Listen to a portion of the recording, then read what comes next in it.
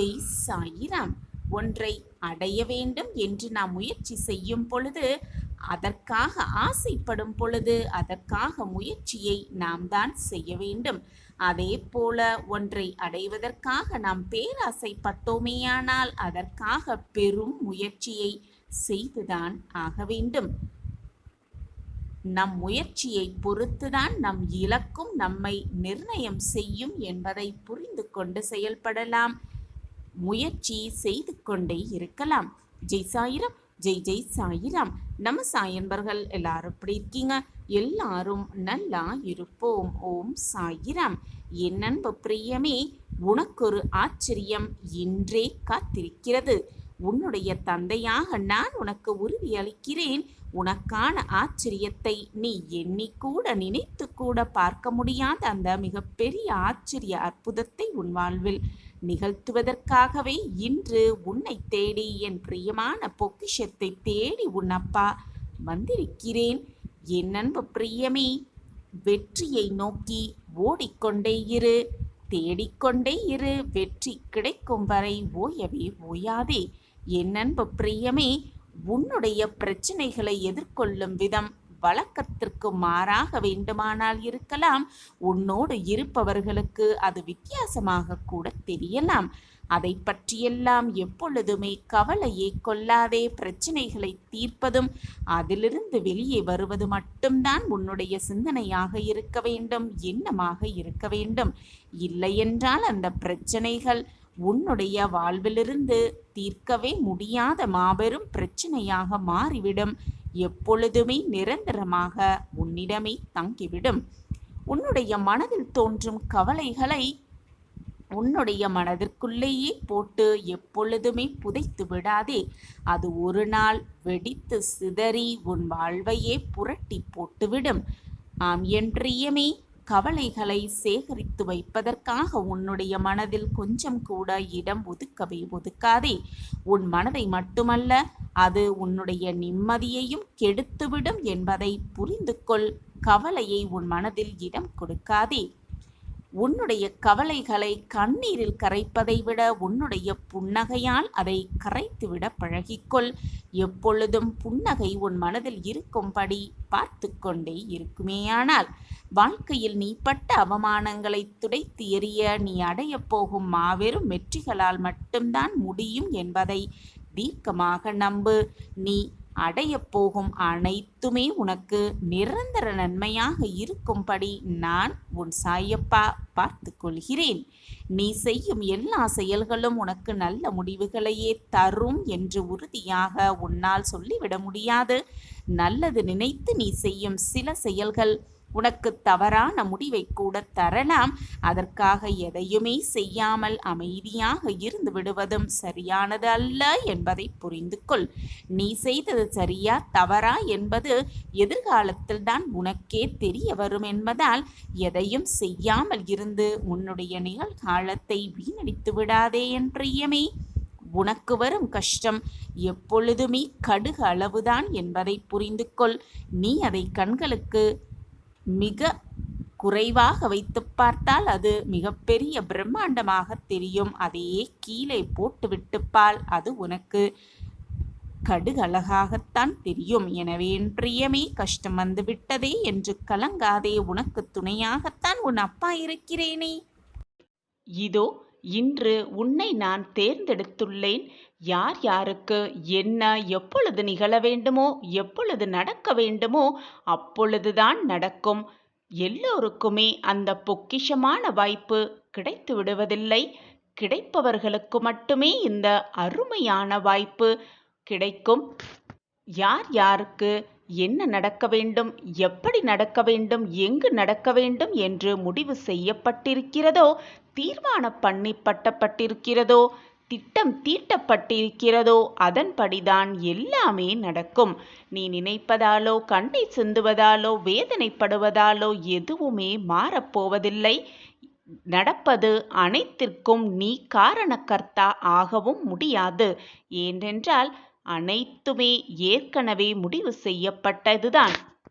நீ எப்பொழுதும் என் பிள்ளையாகவே இருப்பாய். நீ செய்யும் எந்த செயலையும் தயங்காமல் செய். உனக்கு உதவியாக உன் அப்பா எப்பொழுதும் இருப்பேன் என்பதை எந்த நொடியும் மறந்தே விடாதே. உள்ளே இருந்து உன்னை இயக்குபவனும் நானே. நீ மற்றவர்களுக்காக என்னிடம் வந்து பிரார்த்தனை செய்யும் பொழுது உன்னுடைய நல்ல எண்ணம் எனக்கு நன்றாகவே புரிகிறது. உன்னுடைய மனமும் என்னால் புரிந்து கொள்ளவும் முடிகிறது. கேட்காமலேயே அனைத்தையும் செய்யும் உன் சாயப்பா, நீ என்னிடம் வந்து கேட்ட பிறகும், மற்றவர்களுக்காக அதுவும் கேட்ட பிறகும் உனக்கு கொடுக்க வேண்டியதை நான் கொடுக்காமல் இருப்பேனா? அல்லது நீ வேண்டி விரும்பியதை நான் நிறைவேற்றாமல் இருப்பேனா? உன்னுடைய எண்ணங்கள் தான் உன் வாழ்க்கையாகவே மாறும். உன் எண்ணத்தை நீ மாற்ற வேண்டுமென்றால் முதலில் உன்னுடைய வாழ்க்கையை மாற்று. வாழ்க்கை நடைமுறையை மாற்ற பழகு. உன் எண்ணம் தானாகவே மாறிவிடும். உன் வாழ்க்கையும் தானாகவே மாறிவிடும். உனக்கான நல்லது நடக்கத்தான் போகிறது. அதை நடத்தி வைப்பதற்காகவே நான் உன் இல்லத்திற்கு வந்திருக்கிறேன். இப்பொழுது இந்த பதிவு உன் கண்கள் பட்டிருக்கிறது என்றாலே உனக்கான ஒவ்வொரு நல்லதும் ஒவ்வொன்றாக நிகழப்போகிறது, அருகில் வந்துவிட்டது என்று அர்த்தம்தான். உன்னுடைய விதி மாறும் நேரம் வந்துவிட்டது. உன்னுடைய விதி மாறும் சமயம் வந்துவிட்டதால்தான் இந்த பதிவு உன் கண்களில் பட்டிருக்கிறது. இனி நீ நினைத்தபடி, நீ நினைக்காதபடியும் உன் வாழ்க்கை மாறப்போகிறது. நீ நினைத்தபடியும் உன் வாழ்க்கை மாறப்போகிறது. உனக்கு என்ன தேவை என்பது உன் சாயப்பாவிற்கு உன்னை விட நன்றாகவே தெரியும். உனக்கு எப்பொழுது எதை கொடுத்தால் நீ மகிழ்ச்சியாக இருப்பாய் என்பதும் எனக்கு நன்றாகவே தெரியும். எனவே சந்தோஷமாக இரு. உனக்கான வாய்ப்பு, உனக்கான நல்ல மாற்றங்கள், உனக்கான நல்ல வாழ்க்கை காத்து கொண்டிருக்கிறது. இது சர்வ நிச்சயமாக நடக்கும்.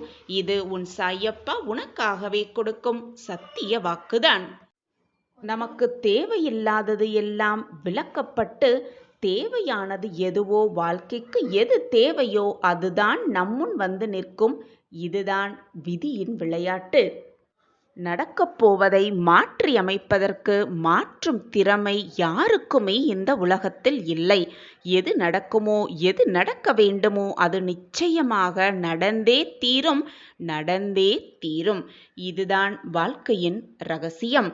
நமக்கு நிகழும் அனைத்தும் இறைவனால் நிர்ணயிக்கப்பட்டதே என்பதை தீர்க்கமாக நம்பு. எனவே வருவது வரட்டும், போவது போவட்டும், நடப்பது நடக்கட்டும் என்று இருந்துவிட்டு போ. வாழ்வாவது நிம்மதியாக இருக்குமே. அனைத்தையும் என் பாதத்தில் வைத்துவிட்டு சந்தோஷமாக இரு, நிம்மதியாக இரு.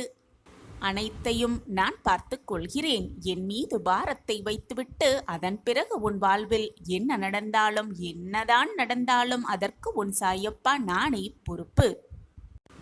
நடக்கும் எதற்கும் நான் பொறுப்பாளியாகவே மாட்டேன். நடப்பது எல்லாம் அப்பாவின் பார்வையில்தான் நடக்கிறது என்று முழு நம்பிக்கையையும் என் மீது வைத்துவிட்டால் உன் வாழ்வில் நடப்பது அனைத்திற்கும் நானே பொறுப்பு. நானே காரணக்கர்த்தாவாகவும் ஆகிவிடுகிறேன். எதற்குமே வீணாக குழம்பாதே. நடந்து கொண்டிருப்பதற்கும் இனி நடக்கப் போவதற்கும் நமக்கும் எதற்கும் சம்பந்தமே இல்லை என்ற அளவில் உன் மனதை மாற்றிக்கொள். உன் மனதை தேற்றிக்கொள். அப்பொழுதுதான் உன் மனம் நிம்மதியாக இருக்கும், சந்தோஷமாக இருக்கும், வாழ்வும் நிம்மதியாகவே இருக்கும். அப்படி இருந்து பார். இனம் புரியாத ஒரு அமைதி உன் மனதில் உண்டாகும். இனம் புரியாத ஒரு நிம்மதி உன் வாழ்வில் வந்து நிறையும். ஒன்றை நன்றாக புரிந்து கொள் என் பிள்ளையே. சிறிய தவறுக்காக மற்றவரை, ஒருவரை விட்டு நீ விலகாதே. அது உனக்கே மிகப்பெரிய தவறாகிவிடும். என் கண்கள் எப்பொழுதும் உன்னை பார்த்து கொண்டிருக்கும் பொழுது உனக்கு எந்த தீங்கும் எந்த தீமையும் நெருங்காது. நெருங்கவும் நான் விட்டுவிட மாட்டேன். என்னுடைய பார்வையால் நீ 8 திக்கிலும் பாதுகாக்கப்படுகிறாய். நம்பிக்கை இல்லாதவனுக்கு எந்த இறைவனும் துணை இருப்பதே இல்லை. எந்த இறைவனை வேண்டினாலும் அவனுக்கு எந்த நல்லதும் நடக்கப் போவதும் இல்லை. உன்மேல் முதலில் நம்பிக்கை வை. உன்னை படைத்த இறைவன் மேல் முழு நம்பிக்கை வை. உன் வாழ்வில் மாற்றத்தக்க அதிசயங்களை நிச்சயமாக அந்த இறைவனே உனக்கு கொடுப்பார். தன்னம்பிக்கையோடு இருப்பவனுக்கு எந்த இடத்தை பார்த்தாலும் பயமே இருக்காது. தன்னம்பிக்கையோடு இரு. எல்லா திசையிலிருந்தும் நான் உன்னை கவனித்துக் கொண்டுதான் இருக்கிறேன். என் பார்வை எப்பொழுதும் உன் மீதுதான் இருக்கிறது. நாள், கிழமை, பூஜை அனைத்துமே எனக்கு முக்கியமே அல்ல. உன்னுடைய நம்பிக்கையும் அன்பும் உறுதியாக இருக்கும் பட்சத்தில் எனக்கு எதுவுமே தேவையும் அல்ல.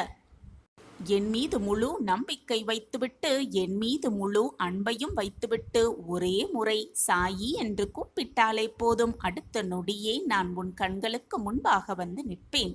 உன் கண்ணீரை துடைப்பேன். உன் வேதனைகளை தீர்ப்பேன். உன் மன போராட்டத்தை துடைத்து வெற்றி, சந்தோஷம், ஆனந்தம் என்னும் சூழ்நிலையை உன் வாழ்விற்கு நான் உருவாக்கியே தீருவேன்.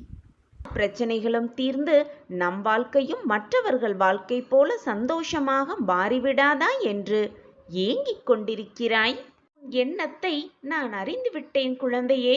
உன் எண்ணம்படி உன் வாழ்க்கையில் பல அதிசயங்களை நிகழ்த்த நான் வருவேன். உன் இல்லம் தேடி வருவேன்.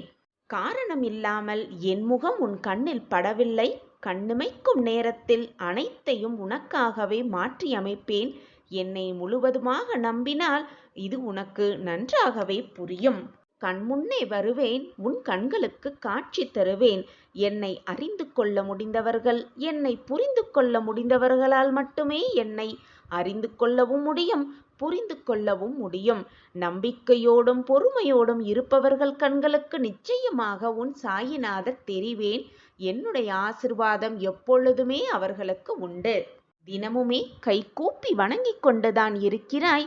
உன்னுடைய மன குமுறல்களை எல்லாம் கண்ணீரோடு என்னிடம் கொட்டிக் கொண்டுதான் இருக்கிறாய். அதற்கான பதிலை நான் எப்படி தராமல் போய்விடுவேன் என்று நீ நினைக்கிறாய்? உன் கண்களுக்கு என் திருவுருவம் அற்புத காட்சியாக உனக்கு உன் கேள்விகளுக்கு பதிலாக உன் கண்களுக்கு நிச்சயமாக தெரியும். வாய்ப்பு ஒரு முறைதான். அதை சரியாக பயன்படுத்திக்கொள். தவற விட்டுவிட்டு பின் மீண்டும் குழம்பாதே, புலம்பாதே. நான் அனைத்தையும் பார்த்து கொண்டுதான் இருக்கிறேன் குழந்தையே. என்னை கவனித்துவிட்டு உன் மனதில் எழும் தேவையில்லாத சிந்தனைகளையும் வீண் குழப்பங்களையும் வீண் கவலையையும் முதலில் சிந்தித்துப்பார். இது நமக்கு தேவைதானா என்பதை முதலில் யோசித்துப்பார். இப்படியே மனக்குழப்பத்தோடும் மனக்கலக்கத்தோடும் புலம்பிக் கொண்டும் வருந்திக் கொண்டும் கவலைப்பட்டு கொண்டே இருந்தால் கெடப்போவது உன்னுடைய மன நிம்மதி மட்டுமே. சின்ன சின்ன விஷயங்கள் கூட மனதை பாதிக்கும் அளவிற்கு ஏன் உன்னுடைய மனதை சக்தி இல்லாமல் வைத்திருக்கிறாய்? உன் சாயப்பா நான் இருக்கிறேன், அனைத்தையும் பார்த்து கொள்கிறேன் என்று நான் மீண்டும் மீண்டும் உனக்கு வலியுறுத்தி கொண்டே இருக்கிறேன். ஆனாலும் அதை ஏற்றுக்கொள்ள முடியாமல், புரிந்து கொள்ள முடியாமல் உன் வாழ்க்கையை நினைத்து நீயே ஏன் கவலைப்பட்டும் வேதனைப்பட்டு கொண்டும் இருக்கிறாய்? உன் சாயப்பா நான் இருக்கிறேன்.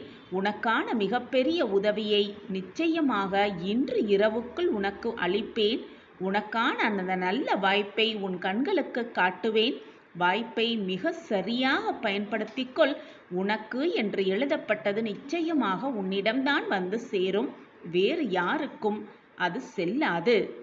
குழந்தையே, நீ நினைத்தது எதுவுமே நடக்கவில்லை. நாள் மட்டும் ஓடிக்கொண்டே இருக்கிறது. என்ன நினைத்தாலும் அது நடக்காமலேயே போய்விடுகிறது என்ற மனக்குழப்பத்திலிருந்து முதலில் வெளியே வந்துவிடு. முதலில் நடப்பது அனைத்தும் நல்லதுக்கே என்பதை நினைத்துக்கொள், புரிந்து கொள். நிச்சயம் நீ பூரண ஆசிர்வாதத்தை பெறுவாய்.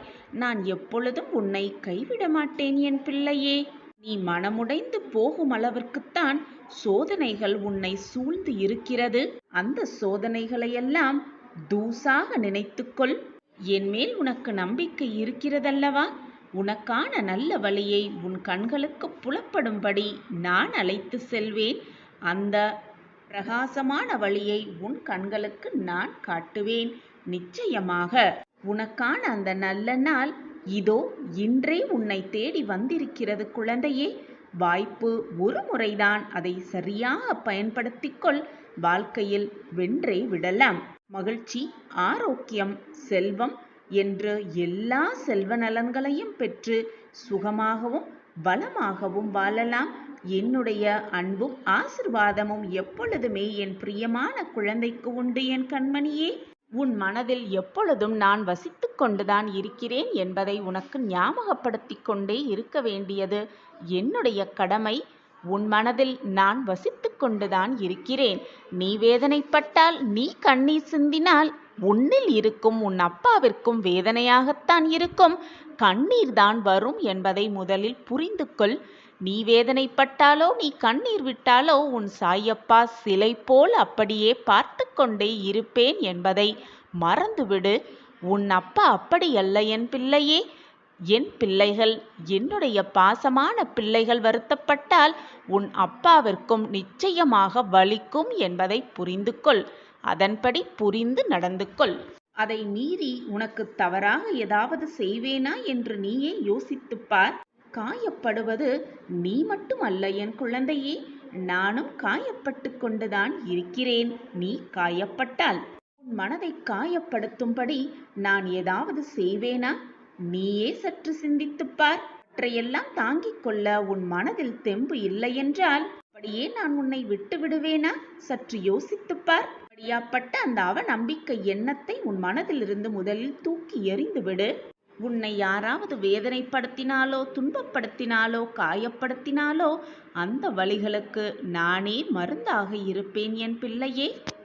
சோகங்களையும் அந்த வேதனைகளையும் உன்னில் ஏற்றுக்கொண்டு அதை தாண்டி போக பக்குவம் உன் மனதில் முதலில் இல்லை. அதனால்தான் இவ்வளவு வேதனைப்படுகிறாய். சின்ன சின்ன விஷயத்திற்கெல்லாம் குழம்பிக் கொண்டிருக்கிறாய். அந்த நல்ல விஷயத்தை பற்றி உனக்கு புரிய வைக்கவே, உன்னை பற்றி உனக்கே அறிய வைக்கவே, உன் வாழ்க்கையை பற்றி நீ புரிந்து கொள்வதற்காகவே நான் இதை மாதிரி சில விஷயங்களை செய்து கொண்டிருக்கிறேன் உன் வாழ்வில்.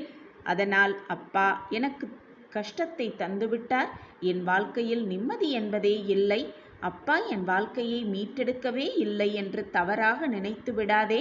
உன் வாழ்க்கையை சீர் செய்யத்தான் நான் சில சோதனைகளையும் சில பரீட்சைகளையும் வைத்து கொண்டிருக்கிறேன் பிள்ளையே. அப்பா உன்னை கைவிட மாட்டேன். உனக்கு கண்ணீர் வரவழைக்கும் செயலை நிச்சயமாக செய்யவே மாட்டேன். உன் மனம் வேதனைப்படும் அளவுக்கு நான் எந்த செயலையும் நிகழ்த்தவும் மாட்டேன். இது உன் சாயப்பாவின் சத்திய வாக்கேதான். உன் மனம் என்பது கோட்டை போல இருக்க வேண்டும், மிக கம்பீரமாக இருக்க வேண்டும். எது வந்தாலும் தாங்கிக் கொள்ளும் தைரியத்தை உன் மனதில் முதலில் கொண்டு வா. நான் தான் அதற்கு சில சோதனைகளை உனக்கு கொடுத்து கொண்டிருக்கிறேன். எது வந்தாலும் தாங்கிக் கொள்ளும் மனதை உனக்கு பலப்படுத்தவே இந்த முயற்சிகளை செய்து கொண்டிருக்கிறேன் என் கண்மணியே. ஏதாவது சின்ன பிரச்சனை வந்துவிட்டாலும் கூட ஒரேடடியாக பயந்து போய் நிற்கிறாய்.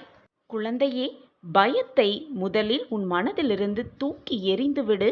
உனக்காக உன் அப்பா இருக்கும் பொழுது வீணாக எதற்கு உன் மனதை போட்டு குழப்பிக் கொள்கிறாய்? முடிந்து போன பிரச்சனையை நினைத்து நினைத்து மீண்டும் குழம்பிக் கொண்டே இருக்கிறாய். முடிந்தது முடிந்தவையாகவே இருக்கட்டும், நடப்பது நடப்பவையாகவே இருக்கட்டும்.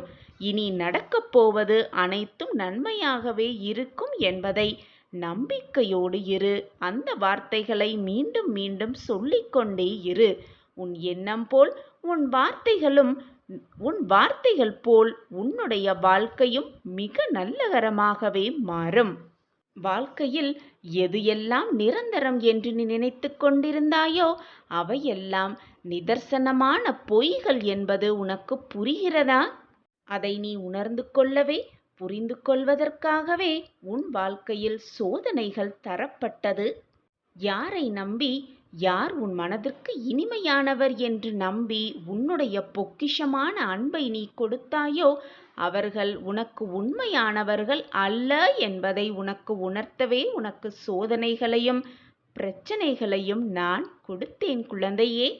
யாருக்காக எதிர்பார்த்து இது நாள் வரை காத்திருந்தாயோ அவர்கள் உனக்கு உண்மையானவர்கள் அல்ல என்பதை உணர்த்தவே அவர்களின் சுய ரூபத்தை உனக்கு வெளிக்காட்டினேன். ஆனால் நீயோ வெகுளித்தனமாக இருந்து கொண்டிருக்கிறாய். உன்னுடைய அன்பான குணத்தையும் அப்பாவி குணத்தையும் பல பேர் மாறாக பயன்படுத்துகிறார்கள் என்பதை புரிந்து கொள்ளாமலேயே நீ அப்பாவித்தனமாக இருந்து கொண்டிருக்கிறாய் குழந்தையே. இப்படி இருக்கையில் நீ காத்திருந்து எதிர்பார்த்திருந்து நம்பிக்கையோடு இருந்த காலத்தையெல்லாம் உதறி தள்ளிவிட்டு உன்னுடைய பொறுமையையும் நம்பிக்கையையும் இப்பொழுது இழந்துவிட்டு தவித்துக் கொண்டிருக்கிறாய். குழந்தையே, உன்னுடைய முடிந்த காலங்களை மறந்தும் கூட நினைத்துப் பார்க்காதே. அது வீணாக உன் மனதிற்கு பாரத்தை தான் ஏற்படுத்தும்.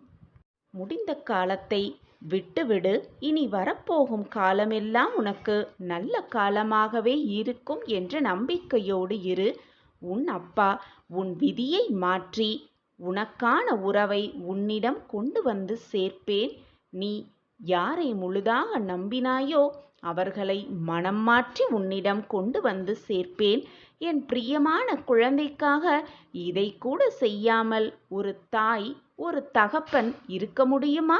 நிச்சயமாக இருக்க மாட்டார்கள். நான் உன் தகப்பன்தானே, தாயாகவும் என்னை நினைத்து கொண்டிருக்கிறாய்தானே. அப்படியென்றால் உன் மனம் மகிழ்ச்சி அடையும் சந்தோஷத்தையும் உனக்கு கொடுக்கவே உன் சாயப்பாவும் ஆசைப்பட்டு கொண்டிருக்கிறேன், ஆவலாகவும் இருக்கிறேன்.